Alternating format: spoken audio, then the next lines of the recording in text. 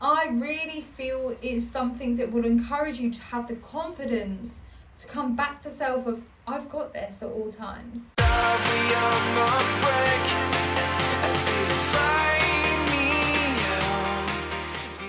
Hi, Spark Joy Gang. Woo! We are going to first of all clear this space. Breathing in and out. Wiping off all the ashes off of me. Breathing in and out.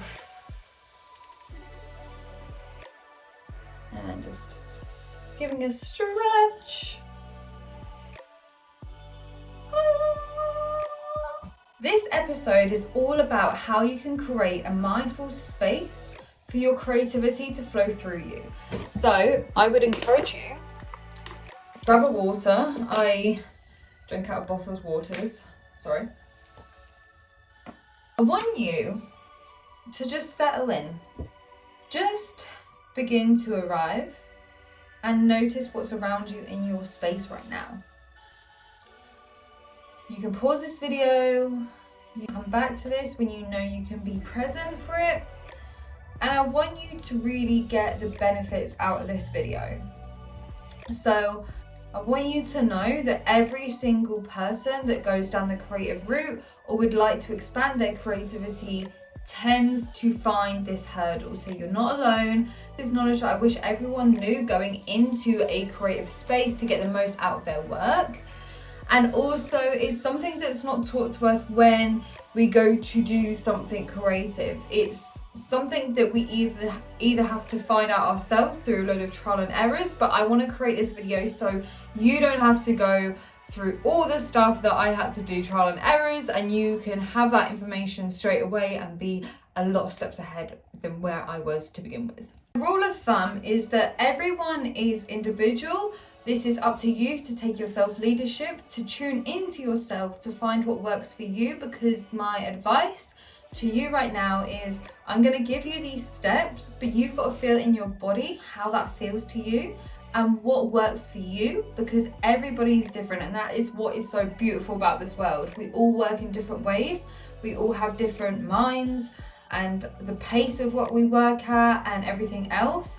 This doesn't mean you're less creative or more creative. This just means you are learning what works for you to get the best out of your ability and to then create something for the world to see. So setting yourself a creative space, what does that look like? How should that look like? And what is involved in all of it? How much prep time do you need to do this in order for things to flow through you? These are steps I'm going to give you today to help you go and create your own safe space. Allows all the flowing, all the harmony, all the creativity to come through you naturally, efficiently, and in the best way it could possibly be. Question number 1. No music or music? Good question. First of all, what I'd ask you is, what is it you're creating? What is the creation consisting of? Is it photography? Is it writing? Is it painting? Is it songwriting? Is it graphic design? Is it content creating? Is it cooking? And whatever you're doing is going to be different for each activity you do. My advice for this would be try both, because with both time, space and different activities, this is going to differ for each individual one. It's only when you start to practice that activity of that creativity to flow through you, do you then notice, okay, music helps me in getting that creative flow go through me, or actually no, music is the biggest distraction for me. And just as a tip, if you are someone that does experience ADHD or ADD, often or not, you are better off having complete silence, because the music can often take you away from what you're trying to create, because it's something that you can hear and it's banging about in your mind. You can't fully be present with what you're creating here. But if you want to, you're more than welcome to try either way. What types of music is up to you. For me personally, I love music that allows me to be creative and upbeat, because that matches my inner world. And when I can combine both the outer world and inner world together, that's where the harmony comes through for me. Now, it can be different for others. Some people prefer the calm music. Some people prefer nature sounds. Some people prefer frequency music. Some prefer even really hard metal. This is up to you on how you experience this. And that is the beauty of self-leadership. Question number 2, time of day. What is the best time of day to be in your creative space? And that is something that is, again, different for every single artist and creator. You are best off dabbling, meaning you're best off waking up first thing, noting down your dreams, noting down what has come through for you in that flow, and then go straight into the creative space.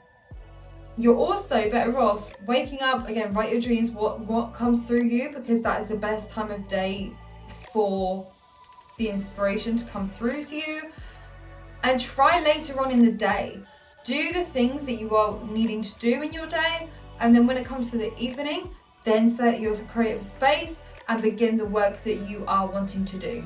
Some artists that really thrive on routine prefer to have a particular time and schedule of each day. This is a really, really good tool to use.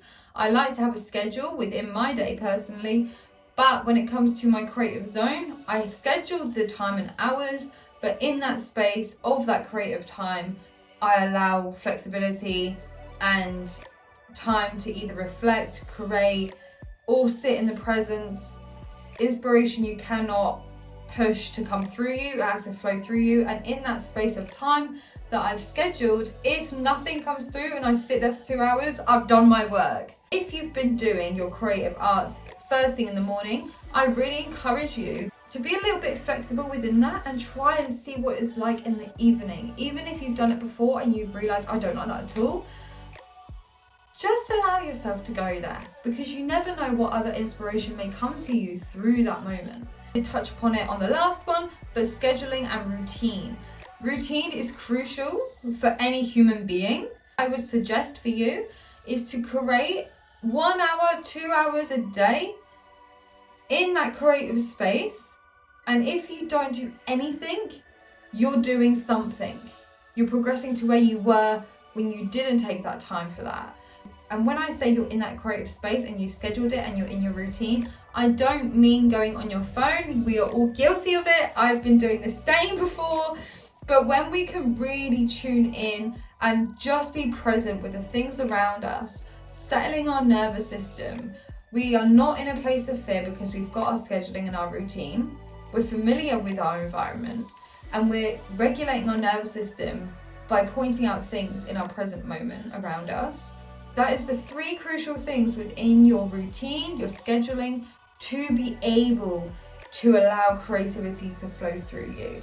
If you get one thing out of this video, it's those 3 things. If you gave it a like, share and subscribe, because this helps me grow my channel and reaches the people out there that need to hear this message. Question number 4, do you need to do anything before going into that creative space? Or can you just come into your creative space like this, for example, and go straight into it? I'm going to say it straight out there. I actually encourage you guys to feel what's right for you in this, because this is just an opinion of mine, doesn't mean it's right, which is, I see this very black and white. You have to be able to set up a good spiritual hygiene, mental hygiene, physical hygiene, to be able to come into the space before you're creating. It's like you wouldn't go to your 9 to 5 job and sit at your desk and not switch on your computer and go through the process of getting your coffee while doing that. I don't know, there's something within it that I'm like, why does it have to differ with creativity? It's black and white. And my advice to you is to create the space in a way that is serving you, that will calm your nervous system, that will self-regulate you as much as possible, that will allow you to feel comfort and safety in the moment of creating and be able to go places that you haven't been before with your creativity. That is crucial for the environment around you. How you set that up is up to you, and how you do that is up to you. These are the few tips that have really helped me over the years that I hope you can get some insight from. For me, going into nature, just grounding myself putting my feet on the earth, allowing myself to be present with the things around me, and really engaging and having the intention to feel what it feels like to be held by nature. That requires a lot of internal noticing, sensations, reflections within yourself, but I promise you, if you can practice this, that is going to be your grounding tool to get what needs to come out and through you to the world. And it doesn't have to be in a very black and white, masculine, productive way, okay? You can simply go into nature, just stand there and go, right, okay, whatever's just going in my body right now, whatever's coming up, I allow it to come up. I'm just going to simply be in this moment, and that's all I need to do. Notice, I am not doing anything, I am in the being. My doing is being. I hope you can understand that. If you can't, please replay it. In the doing, your only job in that doing is to be. That's a better way of putting it. When I've done that, that is an opportunity in that moment for me to just reflect on what I've carried throughout my day or over the last few days within my system, to notice what is in there, to release it. It can be through the breath, it can be through intention, it can be through the willingness. Letting it go, whether it's in the chaotic mind, the sensations of anxiety in the body, worry in the stomach, any of these sensations, that is the moment I set the intention to let it go through the presence of noticing. When I'm familiar and I can see and feel and breathe through it, and I feel ready in my system to then move forward. Question 5, what should your creative space look like? This is such an important key note. Yes, every artist is unique and what works for them. My advice to you would be try both. Have a space that has a lot of your artwork or inspiring art around you. Some people I know prefer completely blank walls. Everything is white. It cannot be a mark in the room. When there is blank walls, that allows them to sense into their own mind and self easier than what it would be like if there was other objects or clutter around them or art behind them, whatever it may be. Some people also like to have that little reminder of encouragement, whether it is having an award that you won on your wall. If you're a beginner artist, that's okay. Maybe the first ever piece of art you ever created that you had that sense of pride and fulfillment and joy. I would encourage you to put that up. It can be really uncomfortable to put your own art up, but I really feel it's something that will encourage you to have the confidence to come back to self of, I've got this at all times. Question number 6, what should my mood be like? Don't get too attached to a particular mood for you to come in and create. Meaning, if you create beautiful art that comes through you at the best of times when you are in a low space, where you are able to tap into the emotion of heartbreak or upset or grief, and your sing-songwriting talent comes through in that moment, and you're able to really hit that emotion that can help others, that's beautiful. That's a talent that you need to keep going with. However, creativity can dim if you keep practicing that. You're going to get good at it, which is amazing, but creativity is expansive. I encourage you to, yes, dabble with that, but also other moods you experience, such as excitement, anger, or all these different emotions. I really want you to dabble and play with, because you never know what might come through you in that emotion. Don't get too attached to an emotion that you work with within your creativity, but to get into the uncomfortable state of experiencing a new emotion and creating from that new emotion, setting that intention for it to come through and out of you to the world, because you're gonna hit people out there that will resonate with that just as much as other people that resonate with your other arts.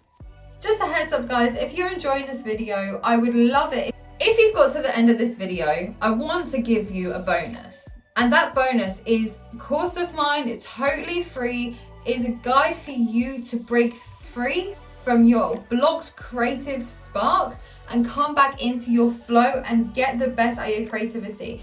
This is a course that allows you to really see your subconscious beliefs, to then erase them, let them go, allow you to have the willingness to step forward into what is coming and get you on the right path to where you need to be. All you need to do, there is a link below, you can click it and that is all yours, my love. I hope you enjoyed it as much as I did, and I look forward to seeing you on the next video.